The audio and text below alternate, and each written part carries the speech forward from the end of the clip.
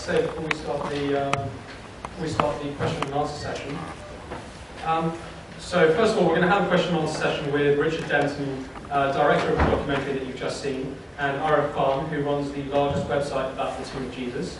But before we do so, I'd just like to say a few words regarding why this topic is so important to Ahmadi Muslims, and why it's a topic that should be taken with more seriousness by people of all religions, and even people with no religion at all. The theory of Jesus' survival from crucifixion, his migration in the post-crucifixion period to India, Tibet and Nepal, and his eventual death and burial in Kashmir, was first propounded by Hazrat Mirza Ghulam Ahmad, peace be upon him, the founder of the Ahmadiyya Muslim community, of which the student branch, the Ahmadiyya Muslim Students Association, or AMSA, is hosting this event this evening. A little about him is highly pertinent before we get to the question and answer session. He was born in 1835 and died in 1908 and lived in the Punjab of India. Finding the fortunes of Muslims in India at a low ebb, he championed the cause of Islam through a voluminous work entitled Rahim Ahmadiyya, in which he set out both detailed refutations of the allegations against Islam, as well as the wisdom underlying Islamic commandments. Furthermore, he claimed that a true religion must carry its proof, and that a living religion is one by following which God speaks to an individual and discloses secrets and hidden truths. He claimed that Islam was such a religion, and to prove this, he set out thousands of his own revelations in the book Rahim Ahmadiyya, as well as the proofs of the fulfillment of those revelations. This book effectively propelled him to the heights of fame in the Muslim world, and he was granted the honorary title of the Reformer of the Century, a title bestowed upon one Muslim individual in every century of Islam. In 1891, however, he made a claim that shocked the Muslim world and saw his fame totter and fall. One day, he was acclaimed as the greatest Muslim of the century, and the next, he was denounced as outside the pale of Islam. His claim was that God had told him that Jesus Christ had died a natural death. This claim took an axe to the common understanding of the second coming of Jesus, held both in the Muslim and Christian world, that Jesus, who had ascended to heaven, would return in his actual body and set about a campaign of bloodshed, known in Christianity as the rapture, and known in Islam as the doctrine of the bloody Messiah. Hazrat Mirza Ghulam Ahmad, peace be upon him, further claimed that the second coming of Jesus did not mean the second coming of the same individual. He pointed to the testimony of none other than Jesus Christ himself in this regard. In the Old Testament, it was recorded that Elijah, an old biblical prophet, had ascended to heaven in a fiery chariot, and it was prophesied that before the coming of the Christ, whom Jesus claimed to be, the very same Elijah who had ascended to heaven previously would descend from heaven, still in his fiery chariot. It is recorded in the New Testament that when Jesus claimed to be the Christ, he was asked where Elijah was, for no Elijah had been seen descending in a fiery chariot. Jesus' reply was that the second coming of Elijah had come, and that it had occurred in the person of John the Baptist, who had come in the spirit and power of Elijah. John the Baptist was in fact his own cousin, born to Elizabeth and Zachariah. This, Hazrat Mirza Ghulam Ahmad, peace be upon him, said was the true interpretation of the concept of the second coming of any world reformer.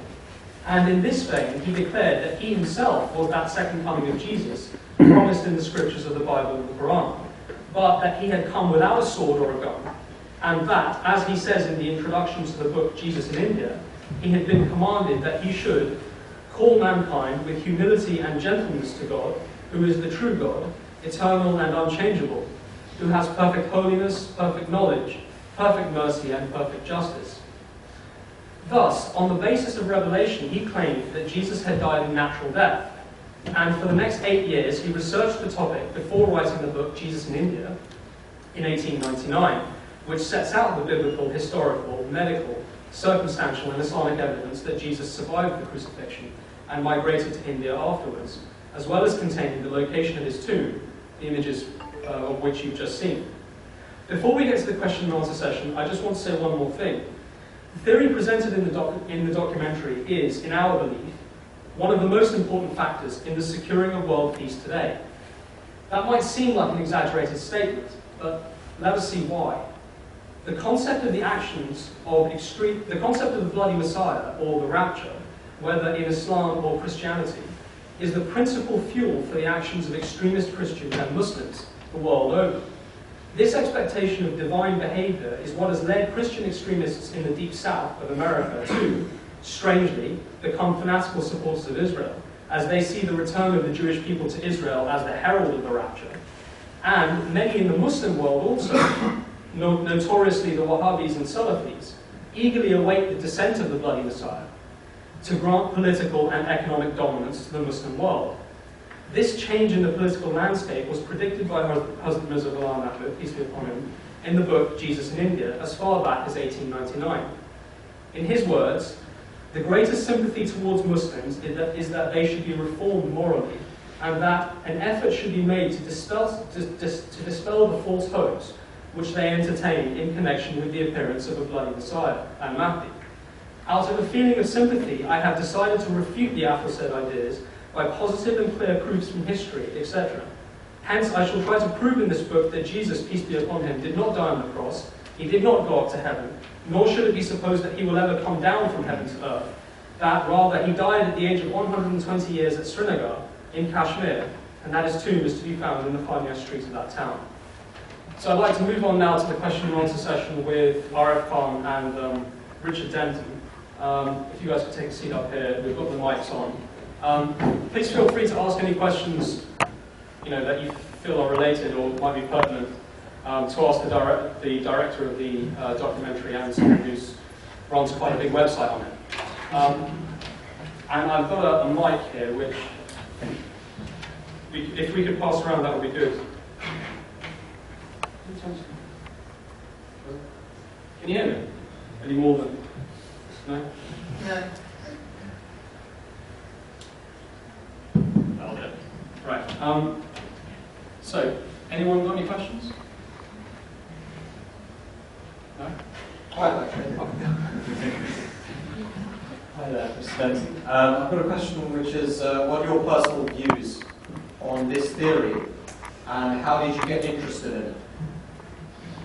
Well, I'm not a believer in any religion, so not in Islam or Christianity or Judaism. But I'm fascinated by religions, and I'm fascinated by what are the true stories that lie behind them. I don't believe that people get involved in religions because they're wicked. I think they get involved in them because they want to do good things. And so I knew that many Christians didn't believe in the resurrection, and I couldn't work out how they made sense of that, because it seemed to me that meant that the Gospels were knowingly lying about the resurrection. And I just was trying to think of a way whereby how could they have stories about the resurrection that weren't knowing lies? So that's where I started from, and then I just started reading around. And as part of that, I came across, I actually came across this particular story through another film that was being made for the same company that I was working for at the time about the Turin Shroud. And a writer who had come up with some interesting theories on the Turin Shroud also introduced me to this idea, and I thought it was very interesting. And I spent the next couple of years sort of reading about it and learning about it, and I became more and more interested in it. I thought it was more and more likely. Do I think that is the tomb of the man who was known as Jesus? Don't know. Could be. Could easily be. Could easily be. It's more likely than the idea that the 17th Earl of Oxford wrote Shakespeare, put it that way, which is a currently popular piece of nonsense. That's more likely than that, certainly. So that's my personal view. And I really, don't ask me an expert question. This is the guy here who really knows his stuff. I think I've just exhausted everything I know.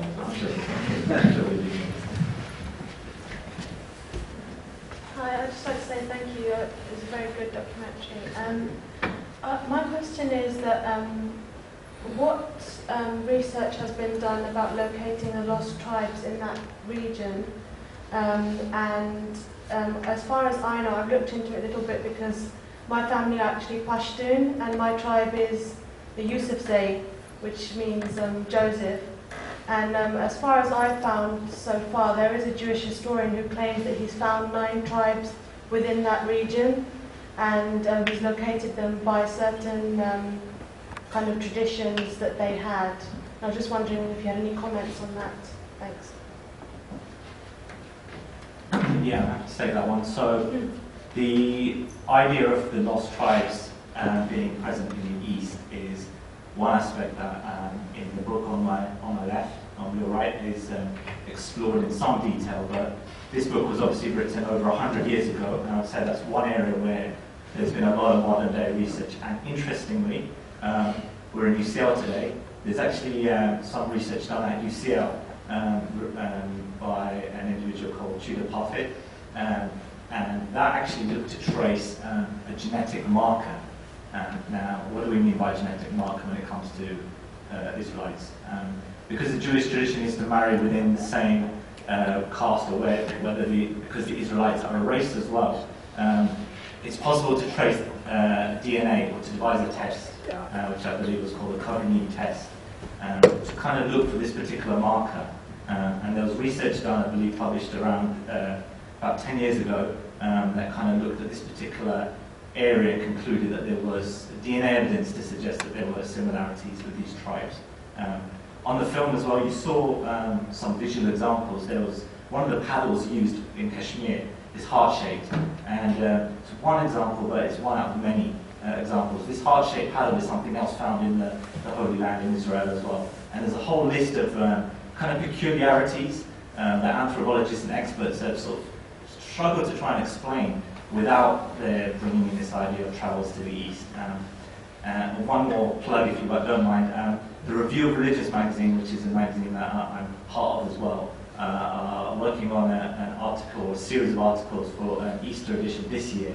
And in there we're hoping to feature one article written by a genetics medical expert, and her research actually was looking at particular diseases, and she's managed to trace one particular type of illness that is a kind of genetic oddity that occurs in particular tribes in Israel, and also particular tribes in the east as well.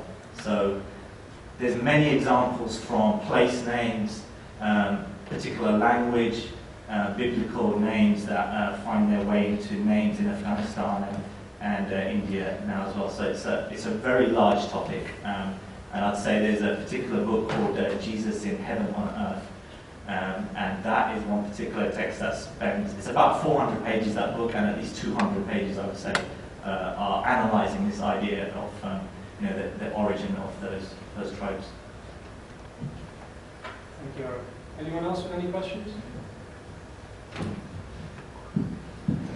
Yeah. Hello? Oh, you can hear me.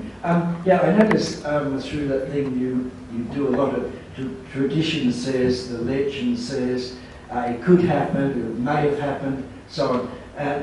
And then you go through different, one about France, and then India, and then other ideas. I just wonder, using that sort of premise to come to a conclusion, I don't think is very good, because you can't base that conclusion on tradition says, or legend says, or could have happened, what may have happened.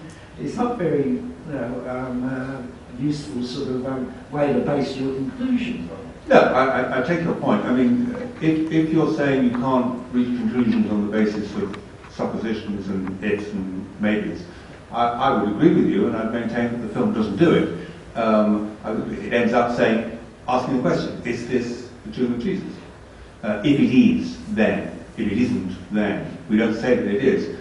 Religions, of course, are always reaching firm conclusions on the basis of suppositions and ifs and buts and maybes, so they're used to it. I don't think that film does it. I think what it says is there are unanswered questions, and there have been legends. Now, religions are legends and myths. That's what they are. And their credibility depends on how many people believe in them. There's nothing really to distinguish Judaism, Christianity, and Islam from belief in Thor, Woden, and Mithras, except the number of people who believe in them. Now, that by a process of elimination, we've reached the three main monotheistic religions. There are also other religions as well, but they're all based on. Nobody can say there are no facts about Jesus. There are legends, theories, suppositions, contradictions, and people have reached conclusions. I don't think the film reaches a conclusion. It says there are other possible conclusions you could reach from the evidence that you have in front of you if you had a reasonably open mind. And I accept it's true that I started from the point of view that I don't believe in a supernatural dimension to the universe. So I'm looking for natural explanations of the phenomena that I see. That's true. But I am starting from that sort of a position. If you did not believe in the supernatural, how would you explain what happened? What would be the other explanations there could be? And I think, for example, I mean, you pointed out that this could be actually quite a positive thing to do. If you are absolutely committed to one religion, then you spend all of your time trying to prove that all the other religions are rubbish. But if you say, well, they're all trying to do something, and they're all based on things that probably happened, but the question is, what actually happened? Maybe we could, by looking at, trying to work out what's the most likely thing that could have happened. But we all find, actually, we're all more or less agreed. You know, I mean, there's nothing that Jesus says that, that is said by the Christians that is really opposed in terms of morality by Jews or Muslims. Not of any great seriousness. You know, we all agree. So why don't we just think, you know what? Nobody knows. I mean, the great words of I've forgotten who it is. Nobody knows anything, right? And I don't even know who said it. William Goldman said it. Nobody knows anything. And I think that's what this is. Nobody knows anything, but maybe. If I can just add on that. Sorry. Yeah. No, I'm just going to say it's very fascinating. You've got, I obviously am a man of faith, so you've got completely two people coming at things from completely different angles, yet arriving at the same conclusion. Right now, what's really interesting about this is we touched earlier on. The religions are pointing in the same direction, largely. What they differ on is quite small. The crucifixion and the position of Jesus and what happened around that is something they fundamentally disagree on. Now, you mentioned in the film we talked about there's an Islamic tradition of Jesus and there's a Christian tradition. What are their beliefs about the crucifixion? The Christian tradition is very much that Jesus was crucified. After that, he was taken down, placed in a tomb. There was post-crucifixion sightings of him. There was a resurrection. What does Islam say? Now, there's actually a dichotomy of views there as well. So we've got the Orthodox Islamic viewpoint, which we see today, is actually, if you take the most prevalent one, it is that Jesus Christ was not placed on the cross at all, which you might have heard. And the justification for this is an Islamic Quranic verse that claims that says that instead of that the Jews claim they crucified him, whereas they did not, it was made to appear them in that way. I'm paraphrasing slightly, but this is how it was made to appear. Now, what we've got from my side, one fascinating angle is the men of faith here have got very different stories, and if they believe in, see, Islamically, we believe in the Christian tradition as well to some extent. We both believe that in their origin, these are all from God. So how do we explain these completely different viewpoints? One saying he died, resurrected, he was the Son of God, etc. The other saying he wasn't even placed on there at all. And I think this story gives us a fascinating solution that is, it's like a murder mystery almost, or a finest Agatha Christie. It gives a fantastic solution that answers all the questions, to my mind. So the Quranic verse where it says it was made to appear this way, they think they killed it, it was made to appear that way to him, but they didn't. Orthodox Muslims say, well, this means someone else was made to look like Jesus and it wasn't him. Whereas the Quran does not say someone else was put in his place. Some translations, you will even see in brackets saying someone else was put in his place, the substitution theory. All it says is it was made to appear that way. A resemblance of the Jesus being dead was made to appear. This was a view given. This is how it came across. This solution, if we take the view that he did not die but appeared to die, it was him on there and he was in a shock-induced coma, it satisfies both the narrative we have in the Gospel and it satisfies the Islamic interpretation as well. And then what happened afterwards, there's very interesting, there's even suggestions in the Quran, it talks about Jesus being elevated. And the literal interpretation on the Islamic side say he was lifted up to heaven, and the Christians believe this. And again, there's do we believe that? What do we believe? There's a Quranic verse later on in the Quran that said that both Jesus and Mary were given refuge in an elevated land with rivers. Some describe this as maybe this is being a description of heaven. Others think that this fits perfectly with what we have just described, that Jesus was saved and they were given refuge, meaning he travelled out of that area and they ended up Mary in what is modern-day Pakistan. There's a tradition of a grave there in Murree, town in Pakistan, and Jesus ending up in Kashmir as well. So I would say those of faith as well come at it from one angle, those with no faith come at it again looking for the facts, and we end up at this fascinating conclusion. Anyone else? Questions?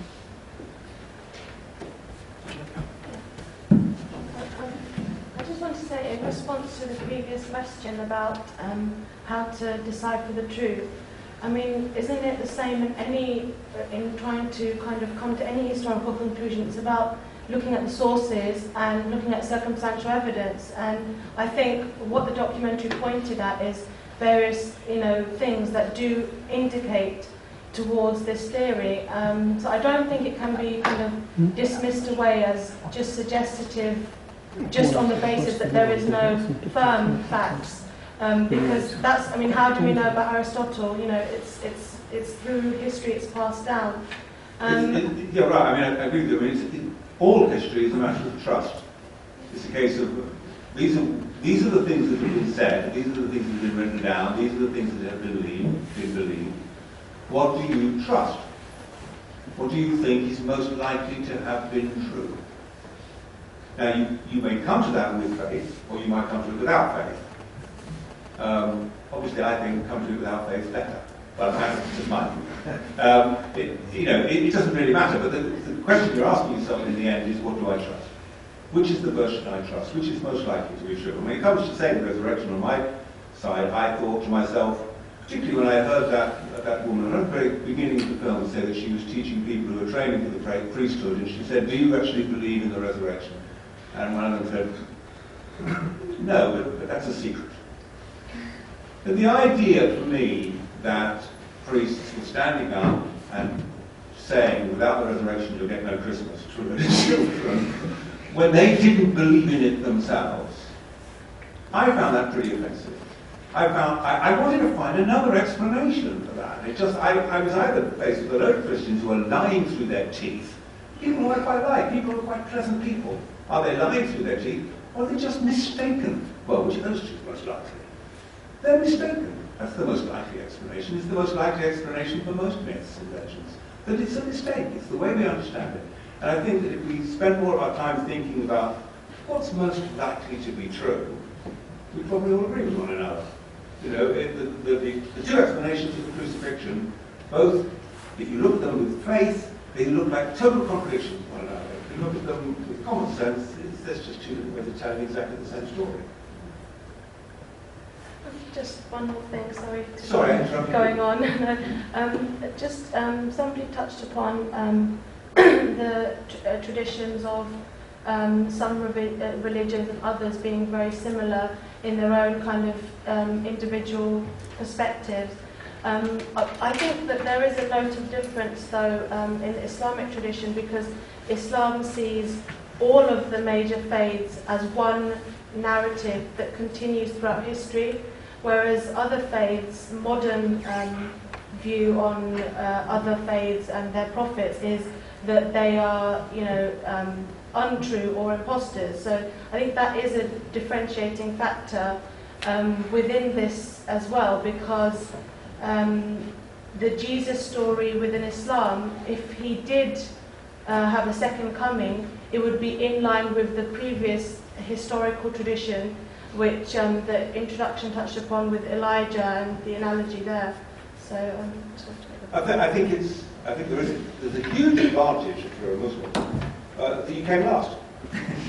Great, you came last. You can say, yeah, they're all right, but we're the best. That's easy. That's nice. If you're one of the earlier ones, you've got these bastards coming along afterwards and saying they know stuff. You've got to do something about that. So there's a lot to be said for coming last. There aren't many things, but it's a good idea to come last. Establishing religions, come late, does the job. It's a good idea. If there are any more questions, we'll keep going, but I just have one question that's just occurred to me.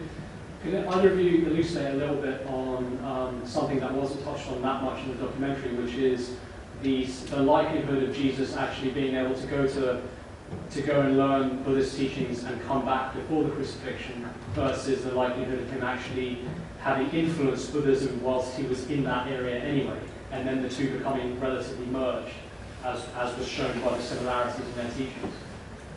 I can't say very much, I'm sure you can. I mean, certainly travel between the two areas was common and nothing particularly to stop him from going from one to the other. There were Buddhists in Egypt, I think Buddhist missionaries in Egypt, so that was only just down the road. So I mean, as far as I know, there's no particular reason why he shouldn't have easily travelled there and spent his childhood years in Yeah, I was just going to say the Buddhist teaching reached as far as Alexandria. We definitely know about that. There's the teachings there. So there is a tradition, as you mentioned, that talks about Jesus potentially travelling as a child. There is also a gap in the New Testament account, as mentioned on the film, between 14 and 29. More research needs to be done in that area. When Jesus in India, this text on the left was written as Muhammad al-Islam. These people have said that there was no need or necessary reason for Jesus to travel to the east, to go to India and to learn the religions of those, to gain the knowledge he required to come and preach here. It's one viewpoint. I would say there are other scholars who have related the two stories and who have felt that if Jesus had already been to the east and spent some time there, it made sense that later on in his life, when he needed to seek refuge somewhere, he went to a place he already knew. I mean, I can see that viewpoint as well. One point on that would be, I mean, if you were a believer, coming back to this, in the Notovich document, which is what is referred to there, the life of Saint Isa, which talks about Jesus traveling across the east during those times. The actual, I mean, people might talk about Jesus learning from the Jains and Hindus and the Buddhists, but even if you believe in that document, it doesn't actually talk about that. If you read what it talks about there, the tradition is more of him spending time learning some of the, particularly with the Zoroastrians, it talks about him learning some of their traditions, and then correcting them, and then giving very much a monotheistic viewpoint back to them. So, I would say different people have different personal views on that particular aspect. And then there's also, like, as you mentioned, the flip side, potentially that the learning was actually the other way around. Holger Kirsten, who wrote a book called Jesus Lived in India, which is very well known, also wrote another book called The Original Jesus, which talked about Jesus' influence on Buddhism and vice versa, potentially. And he was of the opinion that one of the things he did when he was in Kashmir was sat on one of the Buddhist councils. I think the fourth Buddhist council took place around the time that Jesus was supposed to have been in there. So there's an influence that he was able to influence the formation of that particular faith tradition. Right? Again, evidence for this, there's scant, there's some references, more research is needed, but these are some of the ideas that are kind of there. But I think I've given you more questions than an actual answer. I was just curious about the fact that the three magi coming to the baby Jesus, it only appears in one of the Gospels, and it's just interesting. Why is it there at all? Why would you come up with a story like that? And then when I did this when I was working for BBC Religious Programs, and we've done a program about the search for the reincarnation, and they do this. They go off and travel hundreds and hundreds of miles trying to find the baby who is the reincarnation of the Lama. It was the Panchen Lama, and those shots come from a genuine search for the Panchen Lama that we filmed. And just seemed, that's intriguing.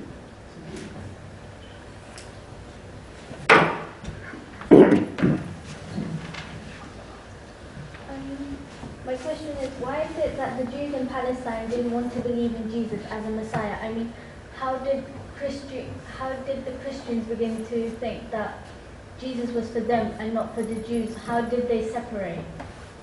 And why didn't the Jews believe in him? That's a really, really interesting question. I mean, first of all, I think, and we probably need a Jewish specialist here. First of all, Jesus isn't a very good Jewish Messiah. I mean, he simply doesn't do what Jewish Messiahs are supposed to do. They're supposed to come there and get rid of the Romans and triumph. And Jesus, with a huge difference between Jesus and your guy, is Jesus dies a failure. Muhammad dies a huge success. I mean, he's a great, successful political leader. Whatever else he is, he's a hugely successful man. Jesus dies a miserable failure, he's a condemned criminal. And that affects the theology in lots of interesting ways. So I think, first of all, this man arrives, lots of people, as far as we know, quite a lot of people were claiming to be messiahs or whatever at the time. He dies a condemned criminal. It's not surprising that the vast majority of Jews didn't really think that stacked up to being a credible Messiah. So that's, I think, the reason, probably the main reason. What's fascinating is that this small group managed to keep that alive and believing in this story and believing what they experienced was a miracle. And then within a few hundred years they had been so successful. That's an extraordinary story. That is an extraordinary story.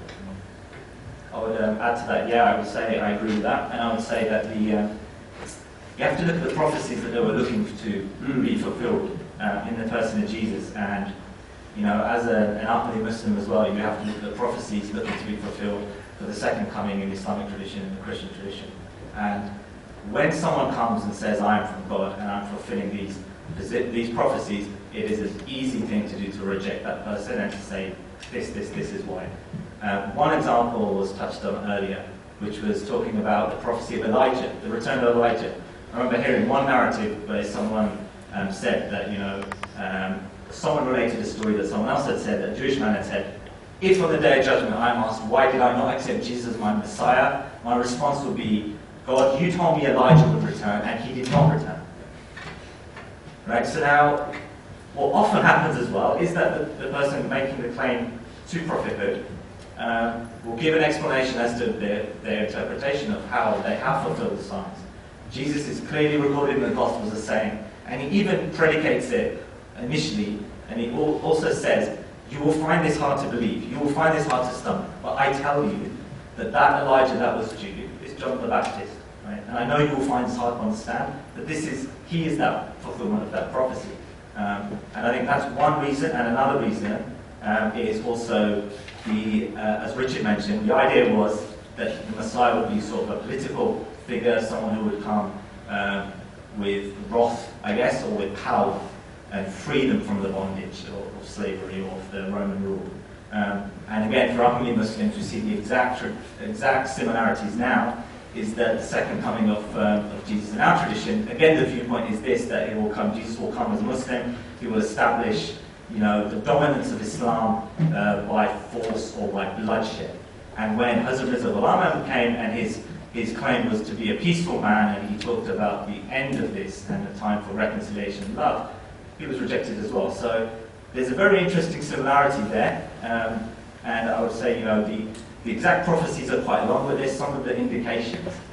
And also, if they do believe that he was put to death and that was the end of the story, then yeah, he's failed in his mission. Which is again why this is an interesting story, because if we believe that he then went and journeyed to the lost tribes, not only that, but out of the 12 tribes, his mission, when he was initially given the mission, 12 tribes give him a message. If he left Jerusalem having delivered it partially, but then carried on his mission to the other 10 and did deliver that message, then maybe the problem is that the Jews didn't know that he did that. And if they understand his whole life and what he really achieved, you'll see he lived a long life and died with success, rather than if we end the story at the crucifixion. I've got another one. This one's a bit more complicated, but He can answer it. but it's looking at how every religion has their own interpretations about Jesus and his resurrection. But then in the Bible it says, when he was on the cross, it says, oh God, why have you forsaken me? So why are some of these verses ignored? And with Islam and the Quran, we believe that the Quran's never been changed, and it can be interpreted in different ways, but the verses and everything is the same. But the Bible's been changed, and the Bible's been changed according to some people. So how would you look at the Bible and be like, find ways to see what is the truth and what's not, and how would you go about it? I'll give you, actually, you picked on an extremely good example, really, with that one line. If you were writing, say you're faking up a story, right, about a Messiah, and he gets crucified, would you give him those lines? My God, why hast thou forsaken me? No, you wouldn't. That's a bloody awful line for a Messiah to have on the cross. He's dying in utter despair, feeling that he's wasted, he's been forsaken. It's just, you would not write that.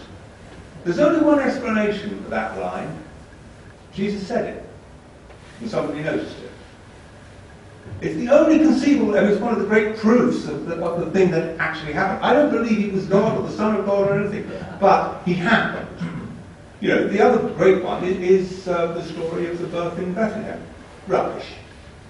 I mean, there's no evidence at all for any kind of census that would have taken his family to Bethlehem. They wouldn't have needed to go to Bethlehem.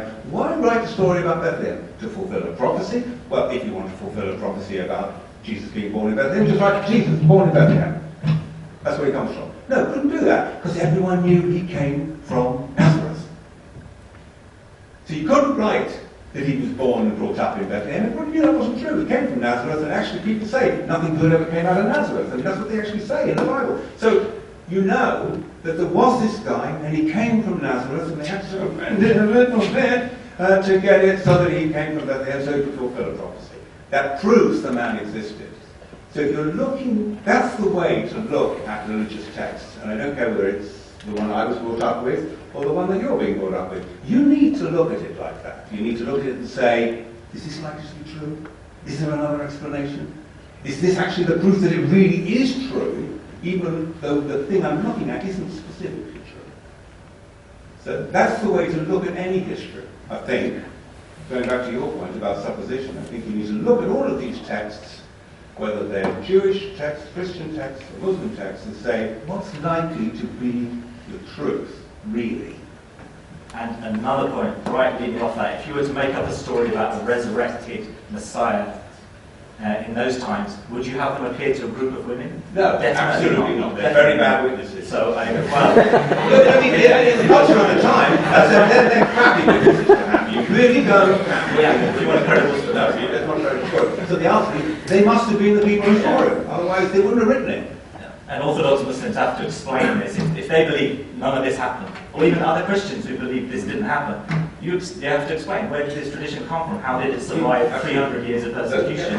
Why is this tradition here? And the answer is, it's because Jesus did appear to these people afterwards, and that's what it says on here. And to your original question, which was how do we understand the position of the Bible, you do entire degrees where you're looking at the authenticity of all of these texts, and it's a science. I'm not an expert in it myself, but you can really go into many traditions of where the Gospels came from. And one thing I would say is that Christian scholars themselves have really analysed their own tradition and tore it apart and gone under the microscope and looked at every single verse to the point where you can try and work out which was in which Gospel and analysis between the ones. But really, we know very little. There's many people out there who don't believe Jesus Christ existed as a historical figure. Now, how could they possibly hold that position? Well, they say outside the Gospels, where is the evidence that he even existed as a historical figure? So it's difficult to piece together the puzzle. And we often grow up, even I grew up with traditions that you learn about Jesus at school. Like they said on the film, you see the pictures and you start with that starting point. And it seems silly to question his existence, but if you go to the original sources, it's really hard to find exactly what happened there. I just want to thank the film director for the job which was done. Though to me, the whole film is a bit more confusing about Jesus. But I just wanted to ask, every creature on earth is affected by Jesus in one way or another. And everybody is interested in Jesus still in one way or another. The world has got resources to prove that this is Jesus or this is not. We've got the machines, we've got everything, DNA, anything you can talk of. The scientists can do it, the historians can do it. My question to both of you is, according to the film, somebody in France is trying to dig up bones to find out ABCD. So many people have pointed to the grave in India, that is the grave of Jesus. My question to both of you is, what is stopping the world digging up the grave to prove that that's the grave of Jesus or not? Because we've got the resources. I agree with you. I agree with you. Wouldn't it be lovely? We can't even dig up the bones of Shakespeare. I mean, which frankly I'd like to do first. Because there's a thing on his tomb saying, you know, cursed be him who disturbs my bones. I think it would be fantastic to dig up the tomb in Srinagar and find out, you know, check what evidence there is there. Unfortunately, people who have great faith would consider that to be a blasphemous disturbance of sacred sites. Wouldn't worry me, because I don't believe in sacred sites. But I do agree with you, yeah. And I think a lot of very interesting things might emerge. You might find out that he was nobody from Israel at all, in which case that'd be the end of the story.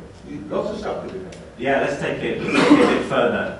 There's a grave in Muri in Pakistan, which there's a tradition of Mary having been buried there.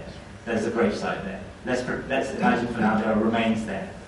Okay, you've got the Kashmir tomb as well, which is the supposed burial place of Jesus. Let's pretend for now, well not pretend, let's assume there are remains there. You have the Shroud of Turin, another tantalizing topic, whole other topic, I won't go into in detail. There's DNA that's been extracted from that because as part of the analysis and tests, they had to show that there was real blood on the actual cloth, and they even found it was AB, the blood group, right? So if you extract those pieces of forensic evidence and you were to relate the three and to get a match between the Shroud and Kashmir tomb, and you were to get a match between Muri and Pakistan as a mother-daughter relationship, you know, mother and son relationship, you know, that would be a great thing, right? There you go, it's finished. Unfortunately, first of all, you try and get access to the Shroud of Turin, and even repeat the carbon dating test, which is in many circles been shown to be done badly or using a bad area of the cloth. Try and get the Roman Catholic Church to allow you to do that test first. First obstacle.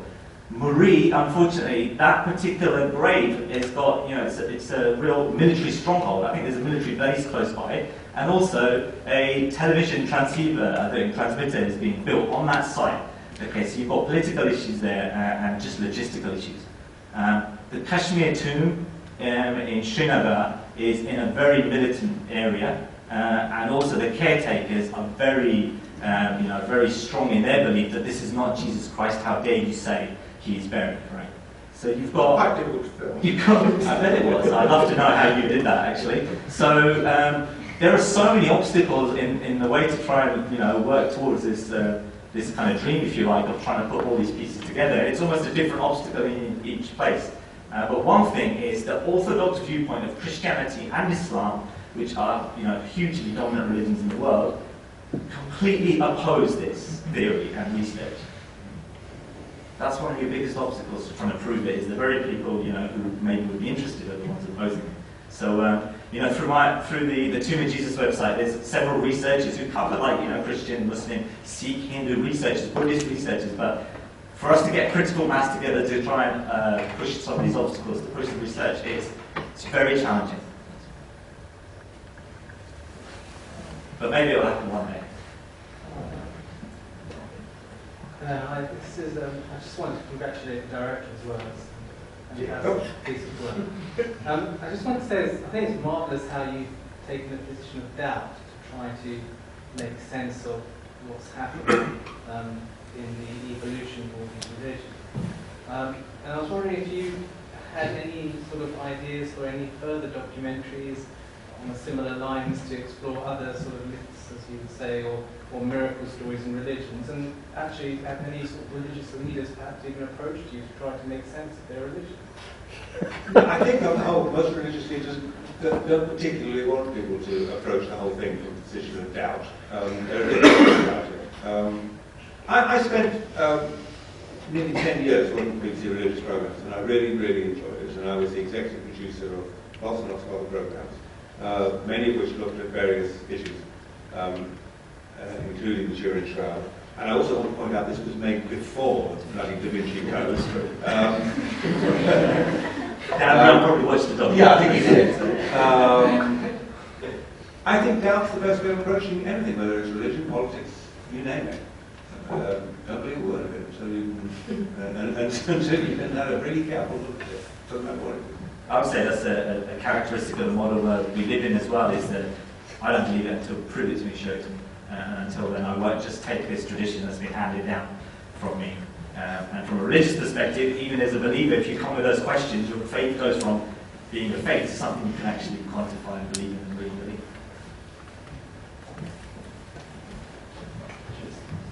Yeah, I was just wondering if there's any negative reaction or criticism to the documentary. Because obviously it does deal with like some fundamental beliefs of a lot of people. I was wondering what the reactions have been to the documentary. That's interesting. I mean, the book had many complaints about it. This was a co-production with the Americans, and I was very careful to make sure you saw the UK version, not the American version. The American version has a little bit at the end which sort of says, well, it's probably not true. Jesus is still frankly, I was astonished that the Americans came and co-produced it. And actually, they knew perfectly well they needed to put something a little softer on the end. That this is the end of Christianity as we know it. They didn't want that, even as a question. I'd like to think that there isn't. I mean, you may be able to correct that. But I'd like to think there aren't any actual mistakes. We haven't actually said anything in the film that isn't true. Whether it be a legend or a myth or whatever, the quotations from the Bible are absolutely correct, and they're not taken out of context or whatever. They're all absolutely kosher. That's the way it is.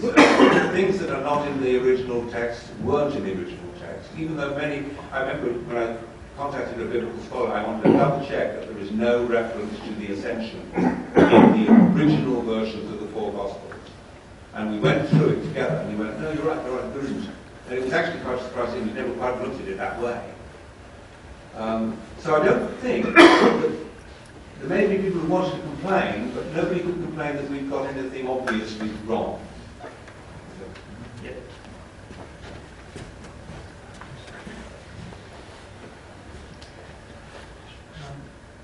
Yeah, I'm not sure how much time we have left, but I'll just keep going until we lose now. I can talk about this for hours. Same. Yeah, we're all right. Yeah. That's the one thing we're agreed on. Okay, I just wanted to ask if any research was done on this topic from the Dead Sea Scrolls and the scriptures discovered in the caves of Qumran. And number two, is there any plans to look further into, were there aspects in your research that you put to one side for the time being, and is there ever going to be a follow-up? I would love there to be a follow-up. I think more research has been done in the sort of 8 or 9 years since then. The Dead Sea Scrolls are a really difficult area because there's an awful lot of stuff in there that it's very difficult to find out what's actually there and what isn't actually there. Am I right? Well, it's mostly the Old Testament. Yeah. There's nothing in the New Testament. There's nothing, So I mean, there's always new research. Whether or not there's enough to constitute a remake of the film, I don't know. I mean, I'm now doing other things. I've moved away from that, but I would always happy to return. I'd say there's been, I think this Did Jesus Die is almost becoming the classic, even though it's only 8 years old, because since then there's been many subsequent documentaries, and I've been fortunate to be involved with some of the research that has gone into some of these, and often this is a starting point for them, is to make sure that they've seen Did Jesus Die, because it covers a lot of this material. So I think Channel 4 did a documentary in 2007, there was one by an American director done in 2007 as well, around that time. And actually, I'll make sure I mention this, the film division of the government of India, there's a gentleman there named Yashendra Prasad, and he has actually produced a documentary covering this topic as well. And it's fascinating to see an actual Indian talking about this topic. It presents a very different view on it than the other documentaries which have been sort of more Western productions. That video as well, he's produced it, it's being shown at different film festivals around the world. I believe that's also available online for you to view as well, so I'd recommend people to view that. And there's been a series of documentaries since this. There's also one on the Discovery Channel, Jesus in the Himalayas as well, which every now and again gets shown on the Discovery Channel. I was just wondering, I've got two questions and they kind of interlink. First one being is, you know how you said Jesus travelled he travelled towards India and he died in Kashmir. does that mean his message was delivered to all 12 tribes of Israel? And the second question is, I was reading in a book that said, Jesus himself stated that his message should not be preached to any other religion before the 12 tribes have got the message. Does that mean the message was then given to other faiths before the 12 tribes were completed? Or so I say the scope of the Jewish Messiah was to preach, and I think the reference you're talking about is a biblical one where he advises his disciples to, don't go to outside the Jewish law, go instead to the sheep of Israel, the lost sheep of Israel. Although there are later verses towards the end of the gospel accounts that say where he sends them out to preach to all lands. I would say that there's a book written about, I think, 20 years ago. A guy called O.N. Burke is the author, and it's called Among the Dervish. And he then talks about going to Afghanistan and meeting with a group of people there who refer to themselves as Christian Muslims. And they have a long tradition saying that post-crucifixion Jesus came to us. They even trace their lineage back to him. And they say that he taught us many years after the gospel accounts, and they trace their descent to the lost tribes, and they kind of they're in modern Afghanistan, and they will say we received this message of Jesus. Did he manage to complete his mission and preach to all of the tribes? I mean, this would certainly suggest he did. That he was able to go across the east and preach his message further than just in that particular area. Do we have exact evidence that he preached to everyone? Probably not. There are teasing references and indications along that route when there are touch points that talk of this. You just reminded me, because I'm always thinking about those little clues. There is another little clue that relates to this, which is again, people on the whole tend not to read their Bible much. But there's a nice bit where there's a row between the disciples after the death of Jesus, between Paul, who wants to take the gospel and preach it out to the Romans and everybody else in prison, and James, I think the brother of Jesus, who's running the shop in Jerusalem, who says, no, it's the Jews. And there is a sort of major battle between them, which Paul wins, which is why James, the brother of Jesus, isn't even believed in. I mean, not as a real brother by the Roman Catholic Church, who don't believe that Jesus had any brothers, despite all the references to him. And Paul wins the argument. It's a political argument. Do we take this out to people who are not Jews? And so maybe that's to do with the same thing that you're talking about. I don't know. It could be. But there was this understanding of the core that we have to restrict this to the Jews, whether it's 12 tribes or not. And Paul is saying, no, let's take it elsewhere. The question is, do you have to be circumcised to be a Christian? And Paul wins the argument, you don't. I've got two comments about some certain issues, and then a question. So I'll just go through my comments first. With regard to the, this whole theory about Jesus having gone to India, etc., it's all predicated upon the point that he would actually survive the crucifixion and then go to the other 10 lost tribes. And what's really important is to realize that within the Gospels themselves, Jesus actually prophesied both of these things. He actually prophesied that he would survive the crucifixion because he mentioned the prophecy of Jonah. He says that the sign of Jonah would be given, and that would be the only sign that would be given to the Jewish people as regards his truth. And the sign of Jonah was that he actually survived in a situation which should have actually killed him, but didn't, and then he survived it. So that was a sign of Jonah. And then the second issue is that he would actually go to the lost sheep of the house of Israel, because he said he had come from the 12 tribes. And for that, he actually said that there are other sheep of this flock whom I must gather. Okay, he also said a prophet is not accepted in his own land, and he needed essentially to go to another area. So that's my first comment. The second comment was with regard to the question whether Jesus actually went to Kashmir, as a child, and then came back. And I would suggest there's actually a very, very simple way of actually being able to find out whether that actually happened or not. And the way is this, because if you look at the original Buddhist teachings, which were things that actually Buddha said, you have to sort of see whether any of those teachings were actually taken by Jesus and actually preached within the Gospels. Now, if they were, then obviously he may have actually gone as a young child, brought them back, and that would be it. But if in fact, those teachings that actually are found similar, and you quoted some of them in your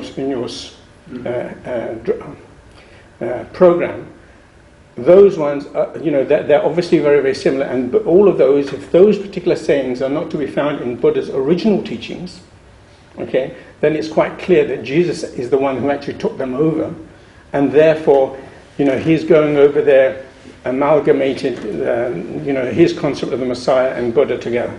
So that's my second comment. My question essentially is, for you, sir, you made the program, is this, that what has been the reaction of the Christian establishment with regard to this, and have there been any negative reactions? I mean, what exactly, because the theory that you presented was so good. I mean, we as Ahmadi Muslims, we just loved it because it actually conforms absolutely with what we say. But what I'd want to know is, why is it that such a plausible explanation which was actually given in this program, what was the reaction of the actual Christian establishment? Well, you're right. All my fan letters come from you. I don't have a fan letter from the Archbishop of Canterbury, or the canon of Westminster, who tried to pretend it was all a dispute over a football match. I think they treat it, and how would you treat it if you were a Christian? Ridicule it. Just say, that's fun, silly, nonsense. That's how they treat it. That's how you treat conspiracy theories.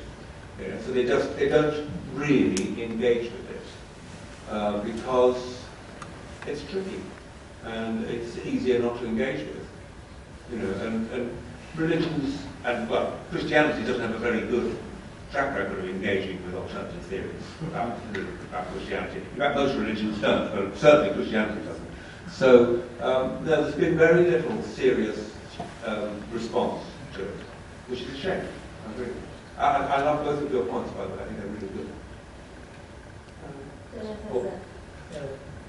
Sorry. I'll come to you next. Sorry. I've just got two questions regarding two pieces of quite interesting evidence, which are, there's so much evidence you can use, so sometimes that is something. There's one which is the Temple of Solomon, which was mentioned briefly, and it was a temple that has existed for centuries. And there are pictures taken of this particular inscription made on the Temple of Solomon, they were taken, but then after the picture was taken, they were destroyed, but we still have the pictures. And you can look them online if anybody wants to. And they say something, I can't remember exactly what, so I'd like to ask Aaron or you about what exactly they say. And the second point is regarding the book of the Essenes, which is called Crucifixion by an Eyewitness, and which it claims to be an account of the crucifixion 4 or 5 years after the crucifixion happened, and it exactly 100% matches this entire story. Everything regarding the crucifixion story, at least. And they say that the letter was a Roman manuscript that is now with the German Masons. And I emailed them, but they didn't get back to me. I even tried to use Google Translator, but maybe there were a few errors in it. But I'd just like to hear your points on those two pieces of evidence, or elaborate on it. Yeah, it's almost like it's presented in the documentary. There's a temple in Kashmir called the Temple of Solomon. It's like, wait a minute, what's going on there? Why is there a Temple of Solomon in Kashmir? Solomon, that's an Israelite prophet. What's going on? Where's the connection? So that immediately should spring out people that ask questions. So the inscription mentions that, I think it's mentioned in the film as well, that in the year 54 AD, I think, that Yusuf claimed that he was Jesus, or that he was Yusuf, Yeshua, the prophet, the children of Israel. So it's one refutation that you get from critics of this theory is that, there's this figure called Yusuf. We accept that. There was a historical person. He was probably a Muslim, as some say. But 6 centuries before Islam. some say the sources that talk about him are more modern, so how do we know he existed then? And they say with what proof is there that there was a link between him and Jesus? And this is what I normally say to them, is that there was this inscription that specifically said he claimed to be the same prophet from the children of Israel. You know, and you're right, it's like any almost, it's got its conspiratorial elements, hasn't it? There's this talk of this inscription that was being removed from this area. The photos of the tomb as well, you saw there was a signpost outside. That tomb now has a different sign that very clearly says by the Muslim owners that the Quran clearly says Jesus, you know, was elevated into the heavens. He is not buried here. In fact, it says the Quran and the Bible are in agreement, and it underlines it. You know, it's not very good grammatical English either. But that's what it says there now. So you know, there's evidence. It would make a great film, as well. But there is evidence of people trying to cover up this material by removing inscriptions. Like you said, photos are available. One of the old 14th century documents mentions the inscriptions, right? So there's a cross-reference there. It says, at the Temple of Solomon, I've seen inscriptions that say this.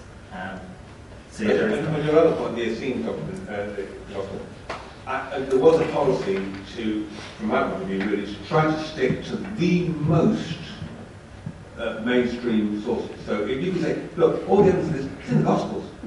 You don't need to go and find some weird Gospel. You don't need to go to find the Gospel of Judas or the Gospel of Mary or the Gospel of... Just go, Matthew, Mark, Luke and John, it's all there. You know, nobody can question it. Those are the scriptures, those are the quotes, wallet is there. I would say with that crucifixion by an eyewitness, it's a great read, but if you, like we said, the credibility of it is hard to justify. Well, I'd love for it to be true because it reads very well. It's got the Jesus being revived, what he first ate, what his words were, and that kind of thing. Yes, question in the middle of that. Hello. I guess, I mean, I'd completely forgotten about the line, why hast thou forsaken me? And then part of me just thought, well, maybe Jesus just thought, sod this for a laugh. This is rubbish. I hate being Messiah. And, you know, travel to India or travel to, I mean, it doesn't matter where he travelled to really, but just thought, I can't be bothered anymore. And kind of maybe, I was just wondering what kind of implications, I guess, what implications that had for Christianity is that, or any religion really, is that the kind of Messiah just gave up. Maybe he did go to India, and maybe that is him. I think it's perfectly possible. I mean, clearly the line is a genuine line. And I think it's a real problem for Christians to deal with that line. I think. Do you think that's partly why they I mean, apart from the fact that obviously if you went to India, that's a whole other story that they haven't accounted for. But do you think maybe part of them wants to keep that quiet because if that is true, maybe he went there not to preach to the other tribes. Well, I know you're going to come in and say that's all nonsense, and I think you should. But before we get to that, I just think that there are lots of the reason why Pete Stanford says that the priest told me not to read the Bible, he'd tell me what the Bible says, is that there are things like, my God, why hast thou forsaken me? Which, when you read it, it just really re-wallpapers the inside of your head about what's going on. And it makes you ask really difficult questions about, clearly Jesus died in despair. Absolute despair. And it seems to me that from the question asked at the back, he must have done. You wouldn't invent this, you would delete it if you could. But yeah, absolutely. Boom, press delete, get rid of it. It's not a good line. I think he probably, if he survived, which I think he probably did, then he probably believed that was divine, that it was a miracle. If you would think of it, and that would have given him new faith, it would have given him new strength, and he probably would have gone on. But I just wanted to make a comment. In fact, that line is from the Old Testament. He is quoting among the Psalms in the Old Testament, and he's making a comment about the sort of prophecy of the fall of what is it? I can't remember exactly. So that line is from a Psalm? Yes, it's from the Old Testament. I think it's one of the Psalms, and he's quoting, actual quote. You can read it, you can check that out. But I want to make... That's a mistake on my part then, I'm sorry. I think that's a really interesting question. I don't know if it's the Psalms, but I know I'm sure. Absolutely. But what I did want to make a point is that if he went to India or if he went to France, or he went so, it's very surprising that no one of the disciples or any of the early Christians knew anything about this. There's nothing in the New Testament saying that he's gone to India or he's gone somewhere else. What they did believe is that he survived, he was resurrected. They believed that. And the early Christians actually, when they did their church service, it's been quoted by non-Christians as saying they worship him as if he is a god. They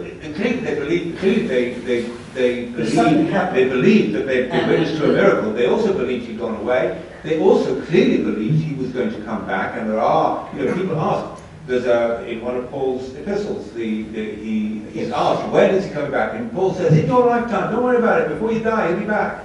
Yeah. That's not a line from someone who thinks he's gone up to heaven and he's coming back. That's a line saying, I don't know where he is. I mean, the guy's a wanted criminal. He's got a death sentence on him.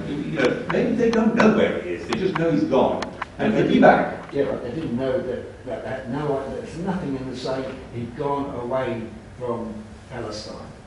Yeah, but I would say, you're asking for more detail. You're asking for more detail than you're likely to get. They're not going to write it down because nobody's going to talk about it because they don't want the Romans going off and trying to find him. As the guy says, the one thing Romans do with Messiah is crucify them. If they'd known where he was, they'd have thought about it. They probably didn't know. Probably nobody told them. What's interesting is they did think he would be back in their own lifetime. So they didn't think he'd gone away to somewhere mystical. They thought he was in hiding. Where he was hiding, they didn't know. There's some revelations. Absolutely. I'm not absolutely committed to the idea he was in France or he was in India or he was anywhere else, but I think he survived. I think he thought it was miraculous. I think he was in hiding. And the question is what happened to him, because the ascension is not credible. That's not a credible story, and it wasn't in the original Bible, because it's not a credible story. So the ascension, I think you can pretty well say, ain't true. That's not right. So what happened to Jesus is a legitimate question. And any Christian who says he ascended into heaven has got to explain why that's not in the Bible. Not in the Bible as originally constituted. It's not. The ascension into heaven is not in the Gospels. And anyone who thinks that he ascended into heaven needs to explain in very clear terms, why not? Because if it happened, it ought to be there. And it isn't. And I'd add to that, we're getting the Gospel narratives, right? How close were the people who wrote the Gospels to Jesus? Mm-hmm. Now, when we get to the crucifixion, we read of Jesus being the story of the betrayal, etc. The disciples close to him in this story flee. The people who actually are there and receive Jesus and are referred to as secret disciples even in the New Testament. It mentions Nicodemus, Joseph, Arimathea were secret disciples who take his body and, if this theory is correct, actually revive Jesus and were there from at that moment are actually a different group of people to the ones who wrote the Gospel. So there's a suggestion that there was almost maybe an inner circle or another group that Jesus trusted to help get him out of the crucifixion, revive him, and then when he went on, he may not have told the people in Palestine what his onward mission was.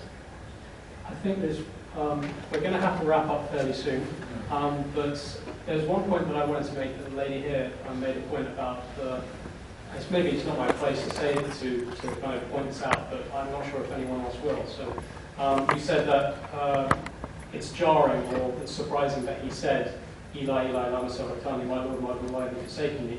But it's actually only illogical and jarring to your concept if you believe, or if a person believes, that he thought he was going to die on the cross.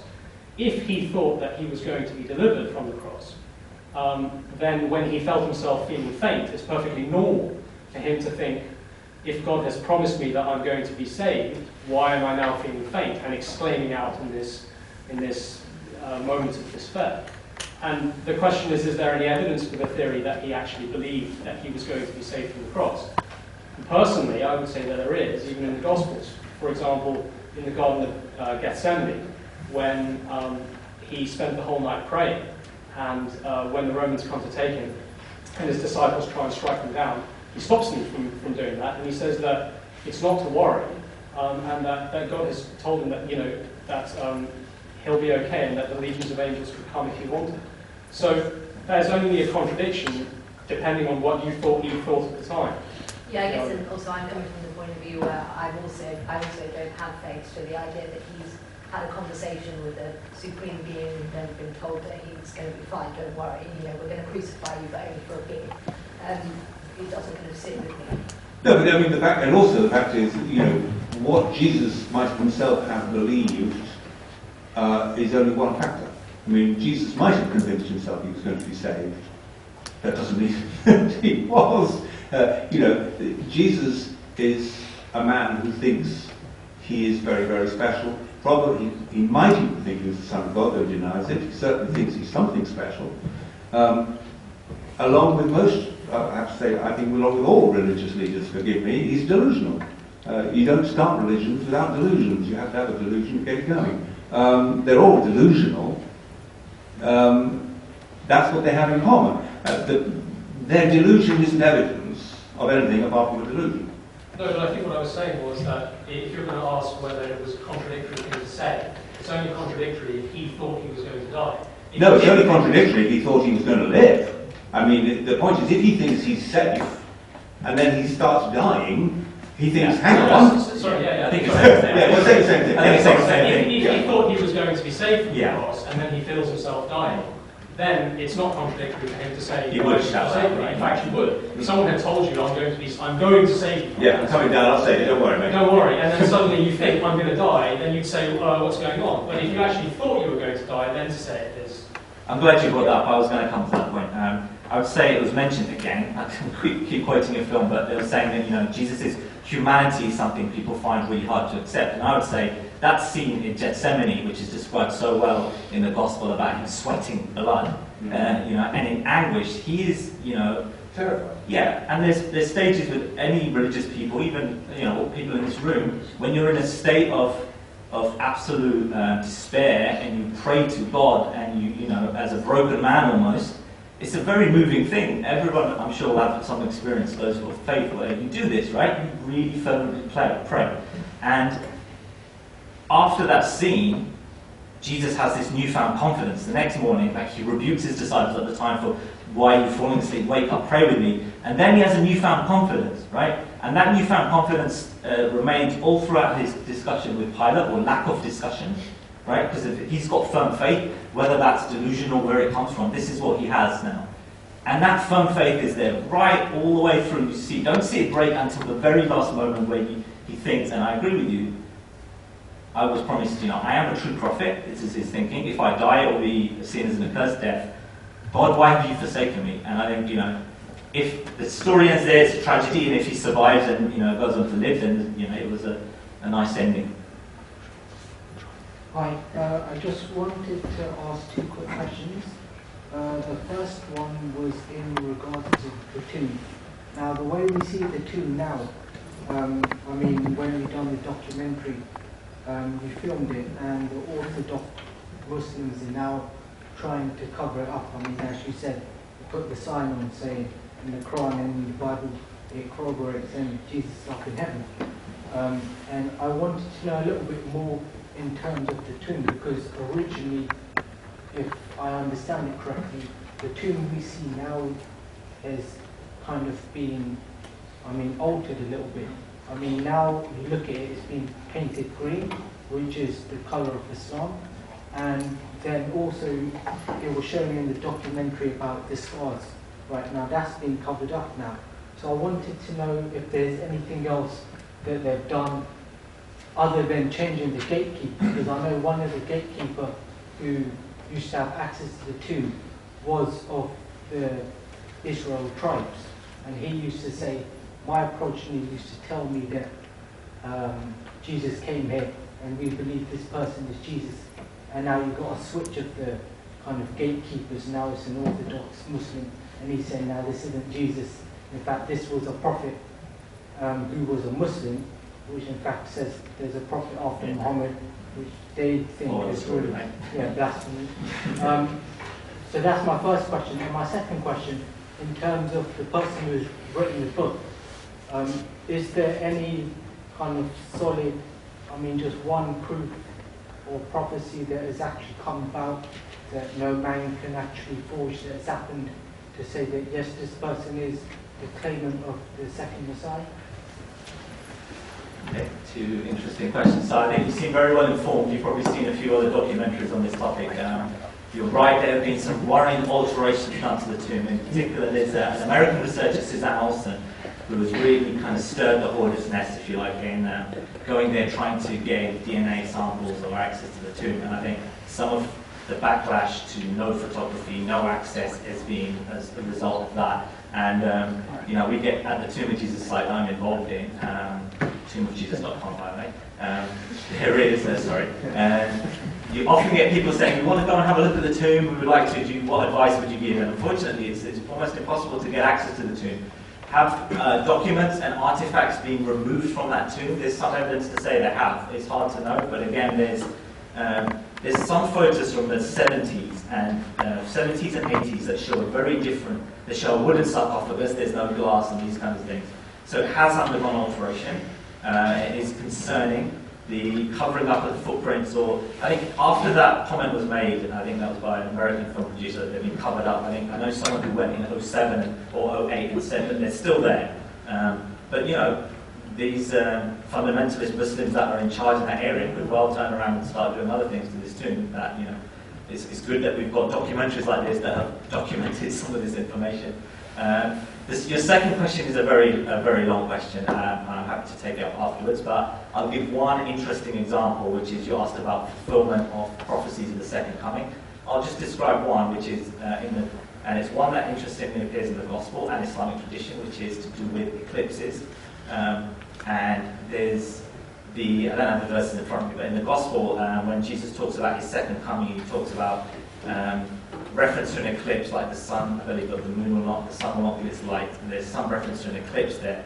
And then the Islamic tradition about the second coming, there is also the coming of the Imam Mahdi, which is a reformer figure in Islam. There's the mention of two eclipses taking place within the same holy month of Ramadan, occurring on specific nights.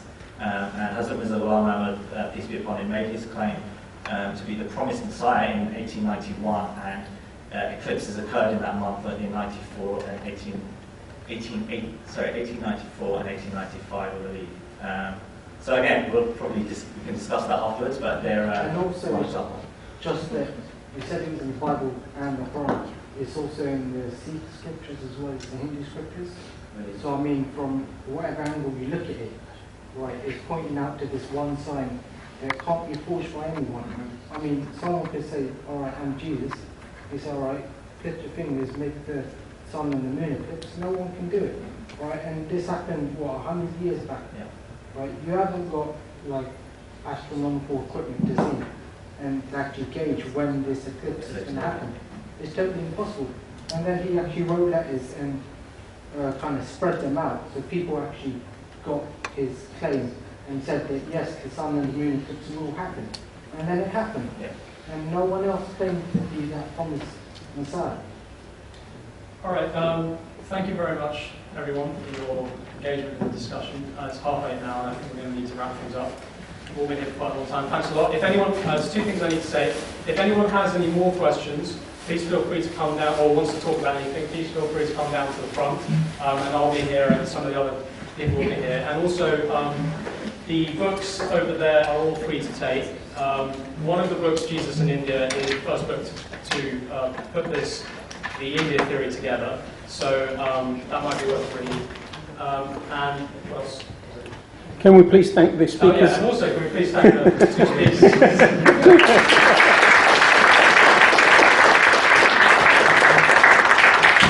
Finally, if anyone wants to keep in touch, either ask us questions via email or wants to attend future events, you can leave your email address with us and we'll be on the mailing list. Thank you very much. And please make a follow-up program.